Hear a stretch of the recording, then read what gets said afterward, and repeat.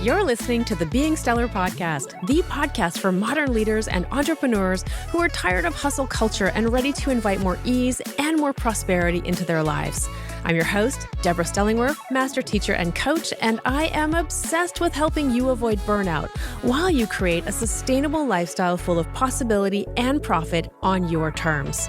On the show, you'll hear inspiring stories of possibility and you'll get empowering strategies and insights from me to support you in creating your stellar life.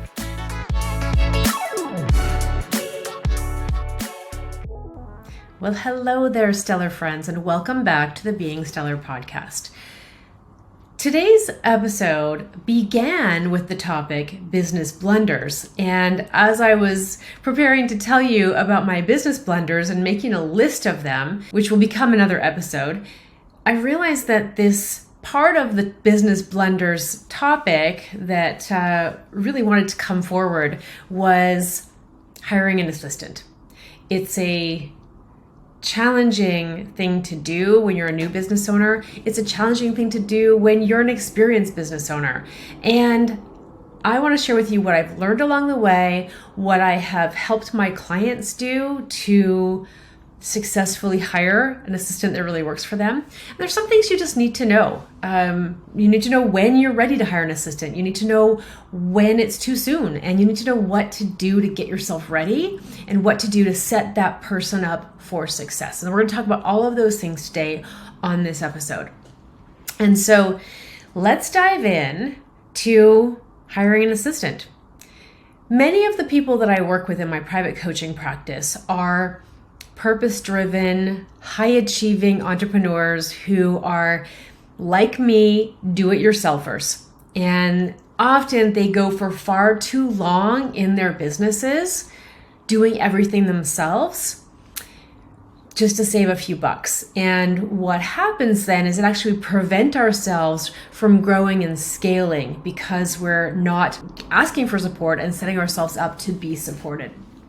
So when you're hiring an assistant for your business, there are some things that are important to consider. First of all, their qualifications and their experience. You want to look for somebody who has relevant skills that are and experiences to your industry. And you may also want to consider their communication skills if they're going to be interacting with your clients or other employees or team members on a regular basis. And you want to make sure you conduct thorough interviews and ask for references to ensure that the candidate is a good fit for your business. Now, if that all sounded like canned advice, it was. I literally copied it off the internet. And what I find about this kind of advice is that it skips a couple of really, really important steps and actually sets you up for, if not failure, and that at least some really messy experiences. So before you do any of the looking for people with qualifications and checking their communication skills and making sure they have relevant experience in your industry, so the first thing you want to do is write a job description, not for the assistant, but for yourself, especially if you're a solopreneur. You want to write your own job description and make it a comprehensive list of all the things you are doing, all the things you're currently doing, not just the things you want to do and the things you like to do, but all the things you're doing. And then I want you to go over that list and put a star beside those tasks that are in your zone of genius. Those tasks that you could just be doing them all day long, you'd never get tired or bored, they energize you to do them. Put a star beside those tasks. Once you've done that, you're going to go over your list again. You can do this simultaneously, I suppose. But you're going to go through your list again, and anything that is in your zone of excellence, I want you to put a check mark beside it, okay? And then you're going to go through the list again, and anything that's in your zone of competence, like you're okay at it, but you'd rather not be doing it, just put a dot beside it.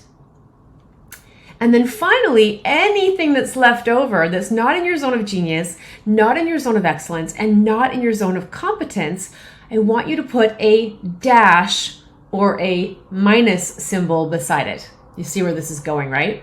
We're going to subtract those tasks. And by the way, for those of you who are not familiar with Gay Hendricks' genius zones, that's what I'm drawing from, is from The Big Leap. And I have another podcast on it. I think it's called The Big Leap, actually, or it could be Your Zone of Genius. And in that podcast, I talk about how to know if you are in your zone of genius. And so you can go check that out. We'll actually put a link to that in the show notes so that you can find it. So when you're going through your list of all the things you're currently doing in your business, you're going to mark them off: zone of genius, zone of excellence, zone of competence, and zone of incompetence. Now, depending on where you're at in your business, if you're just getting started, then there's a likely chance that you're going to have to do a lot of the things when you first get started. And I want to point out that that's also a myth. You don't always have to do everything. There are ways to outsource and delegate and get some support. I like paying people for the work they do. And sometimes if that works for you, you can do a trade for services with somebody else who's just getting started, and then you can give each other's testimonials. Side note on that, if you're going to do a trade, I'm really a fan of something that a good friend of mine taught me a few years ago, that rather than doing a trade of services, you agree to a trade and you pay each other. Because ladies, we want to have the flow of money circulating. You want to give money the message that you're open to receiving it and that you want to participate in its circulation. Okay. And I say ladies because it tends to be us women who do trades for services. I rarely hear of men trading services. And so if you're going to do that, instead of hiring an assistant, that's just a little side note. I want you to make sure that you're getting paid and you're getting in the habit of receiving money and paying other people for their services. And then you can negotiate, is that an even trade? And have a really open conversation about that. Actually, that's a whole other podcast. I think we'll do that. Anyways, back to today's episode, which is a focus on hiring an assistant. Once you've done your job description, you're now one step closer to hiring an assistant. Because you'll know the things that you don't want to do and that you would like somebody else to do. Now, I find so many people want to skip over this step, and they're overwhelmed and they don't know exactly how or where they need support. I did that. I mean, I've done it a couple of times. I've got it dialed in now, but it took me some time to get that figured out of how to hire an assistant and how to delegate accurately. So we'll come back to that in a minute. But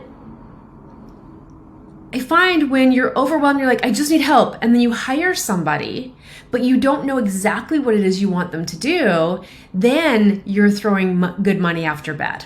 Okay? Because you're continuing to work with this person. You may not know what to do with them. Some VAs have systems that if you don't use up their hours that month, you're done. I've been there where I was working with somebody, and if I didn't use up the right amount of hours that I had paid for that month, I lost them.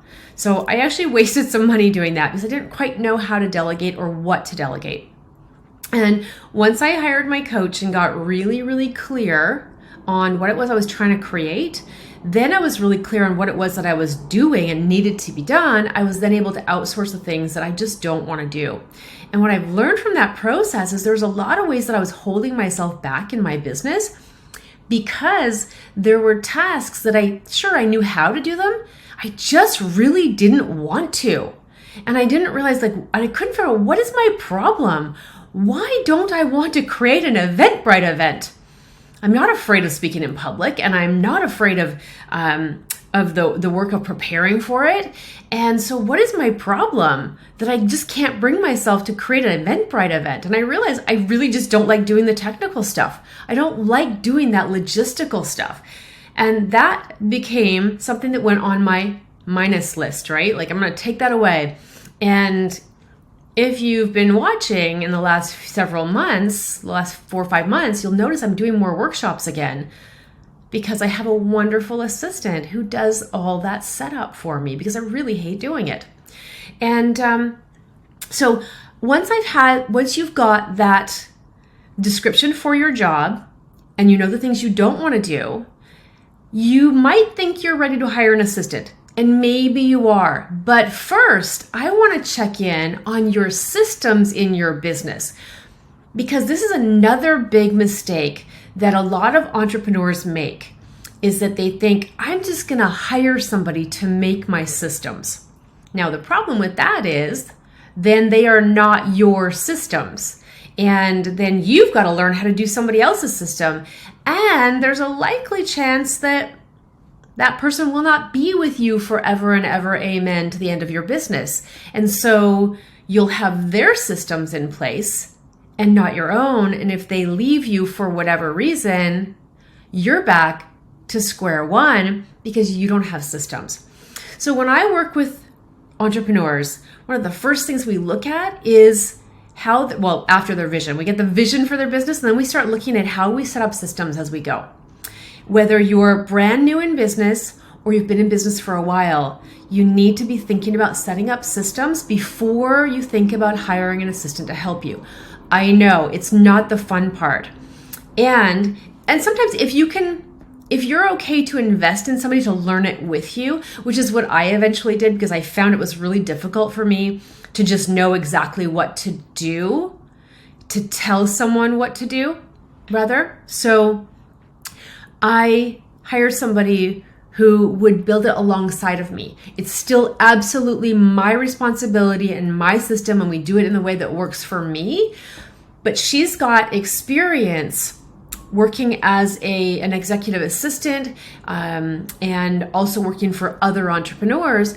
So she's got a pretty good idea of how things should work to be effective. And so I've been really leaning on her to help me with that. But at the end of the day, the responsibility lies squarely with me about what those systems look like and what I want them to feel like and what I want them to do for me and ultimately for her, because I want to make my assistant's life easier as well. And so having your system set up is going to be really vital. You don't have to have things fully in place before you hire an assistant.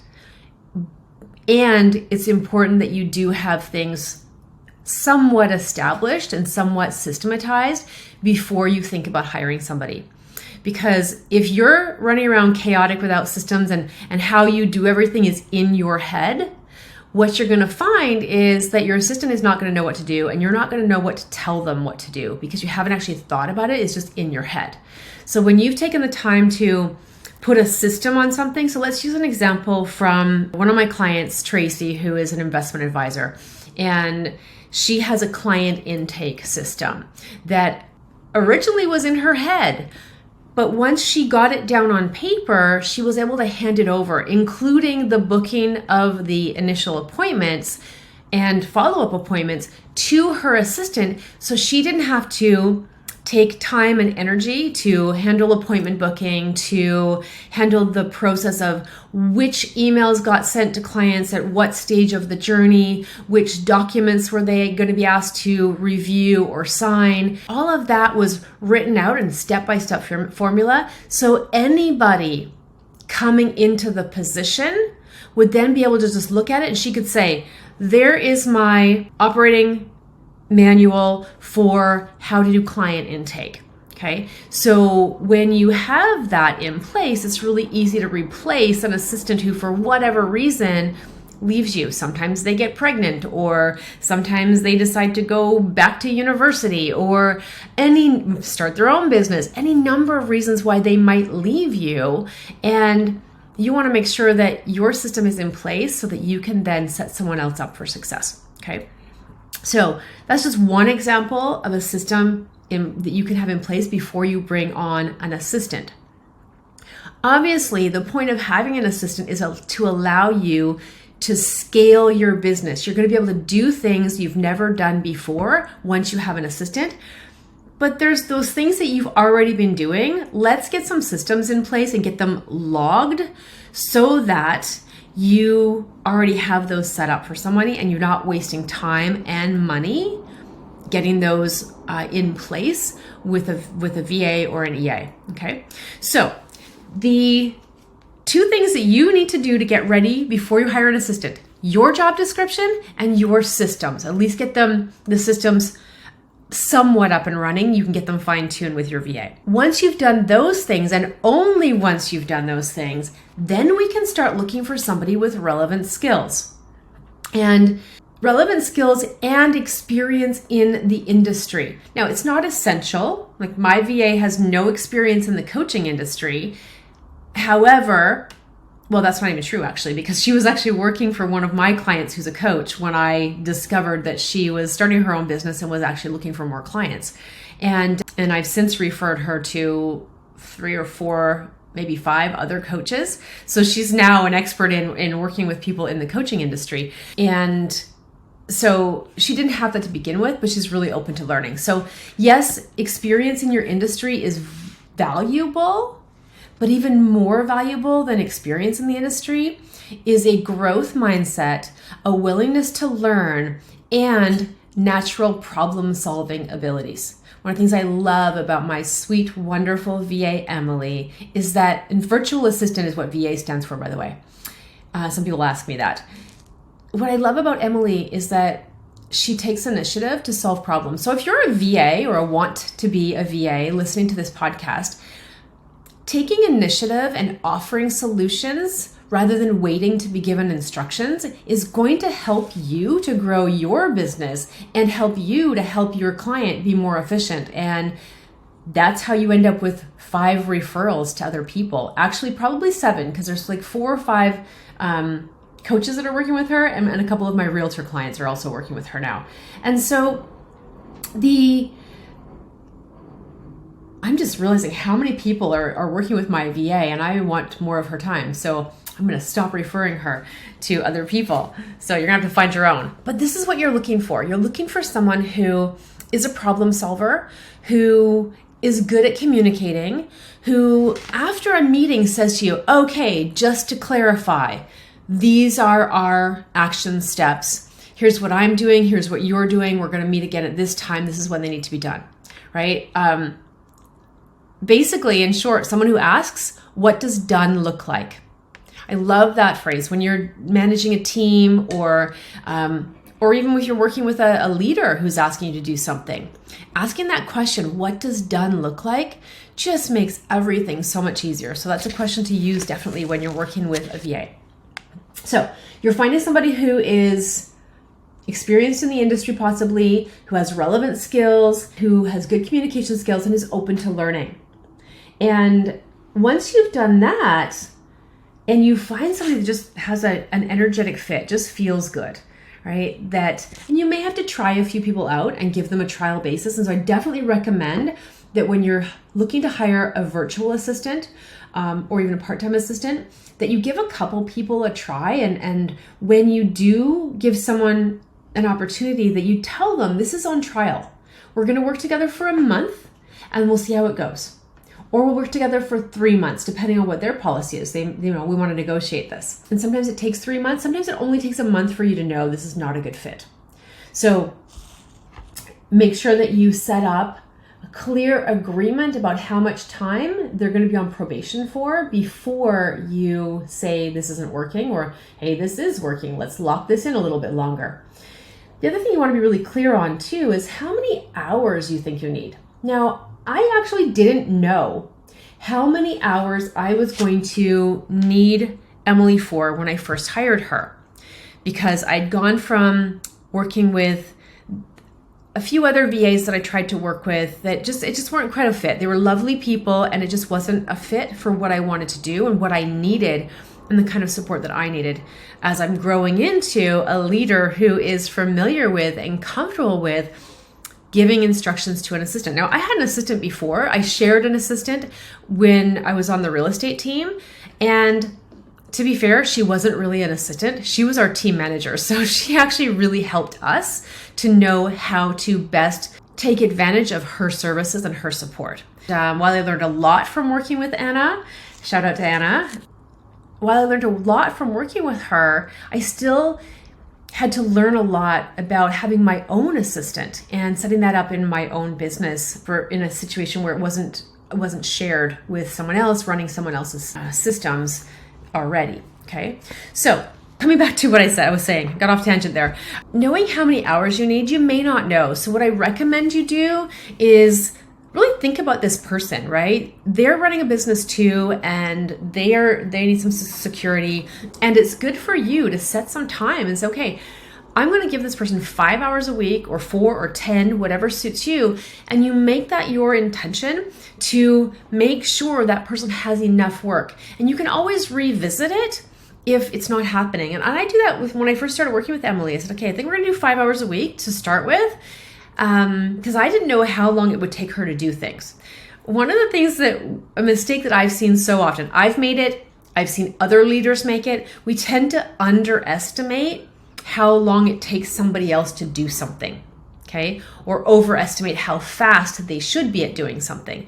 And so it's really important to learn from your VA, from your assistant, how long tasks take. Because obviously the things that I hate doing, they take me longer than they take her, because it's actually in her zone of genius to do all that background tech support setup stuff for all the things that have to happen behind the scenes to make my online workshops happen. She does all of that stuff probably 10 times faster than I could ever do it. And so I might say, well, I need you to do an hour, but it could take her 15 minutes to do the things that it would take me an hour to do. So we had to learn how long it took her to do things. I've had VAs where they've taken incredibly long time to do things that I could have done faster. So that's another thing to watch out for as well, right? If you can do it faster and it's not even in your zone of genius, then maybe it's not the right fit.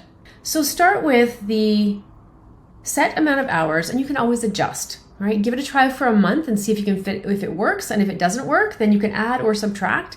But I find generally for starting out, regardless of the business you're in, you're looking at least 3 or 4 hours a week if you're really serious about getting this started. But I think 5 is a really good place to start as well. Okay. And then you also can look at your budget too. Like, what is your budget? And that may also determine the amount of hours that you want to put on.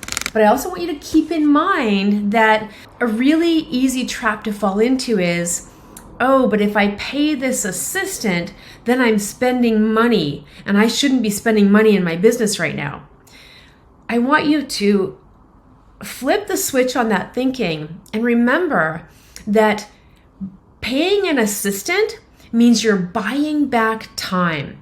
So time that Emily is spending setting up the back end bits and bobs and pieces of my workshops and marketing the workshops and setting them up, I give that to her. It means I'm not doing it after dinner on a weeknight or in the middle of an afternoon on a Saturday.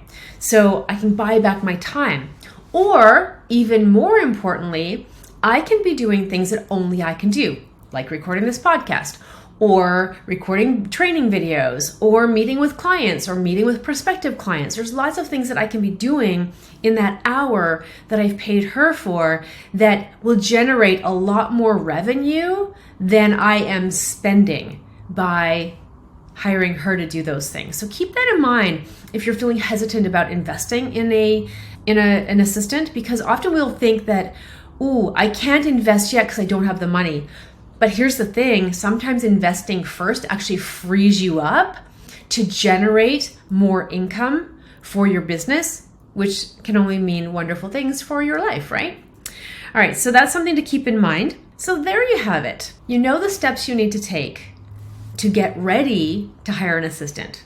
Do your job description, look at your systems, decide what your budget is, and then start finding somebody who is going to fit the position, who can do the role, who has the experience, the skills necessary to do the role, and set clear agreements with that person. Remember, we've got the Agreements versus Expectations podcast a couple weeks ago. You can have a listen to that to learn about how to set really clear agreements with your new assistant. And once you've done that, you can learn how to make the most of having an assistant so you can leverage your time and your investment to create more freedom, more wealth in your business or with your business, okay? So hiring an assistant will definitely require some upfront action. And I find that many people want to avoid this kind of action. And I tell you this, when you avoid that kind of action, you stay in that place of spinning your wheels and being in that do-it-yourself mode. I'm just going to do it. And then you wonder why you're tired all the time and why you're feeling overwhelmed and maybe a little bit burnt out.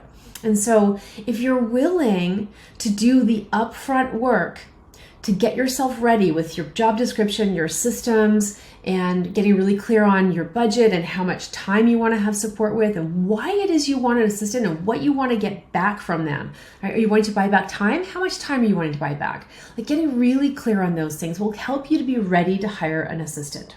And I get it. If your default setting is like mine, to do everything yourself, that might be the first block you need to get over before you even do any of those other things, is to really clear that mindset block that it has to be hard and you have to do it all yourself in order for it to be okay. And if that's a mindset block you have, then I invite you to reach out. Let's have a conversation about that and get that stuff cleared for you so that you can actually clear the path and give yourself permission to create more freedom and wealth and impact with your business. So let's clear that limiting belief that you have to do it all yourself, because it really is holding you back. What I can tell you for sure is that when I slowed down and took the time to get really clear on what I didn't want to do in my business and what I wanted to get back in my life, and I found the right person to do those things for me, my life and my business got better. My life began to feel more spacious. My business began to feel more spacious and energizing. And I already love my business. And there was a lot of things that were kind of holding me back. I was doing what I could do and doing what I needed to do, but there were things that I really wanted to do that I wasn't doing because I was getting held back by those tasks that were not in my zone of genius. So it became more fun again. And I was able to then focus on the things that only I can do, which means that I have been exponentially increasing my income and my impact ever since I brought on my new VA. Okay, because I have the right one now. If you're feeling overwhelmed and you don't even know where to begin asking for help, try starting with the job description exercise that I shared today. And if even that seems like too much, I invite you to book a 20-minute call with me and we will take a look at what's going on in your business and I will point you in the right direction. You can book a call with me by going to my website, www.stellarlifeproject.com. Listen, you expanding into the fullness of all that is possible for you is what you're here to do. You might think, I'm not ready yet. I'm not ready for this. I'm not ready for that. Let me tell you, you're listening to this episode today because the title caught your attention. You're like, I want to know more about that. And I can tell you one thing for sure. You might not be ready to hire an assistant today, but I know for sure you are ready for the next step. It's your time to shine. It's your time to be stellar. Let's get you started on that path by taking that first step. Book a call and we'll point you in the right direction. Keep being stellar, and I will see you again really, really soon. Bye for now.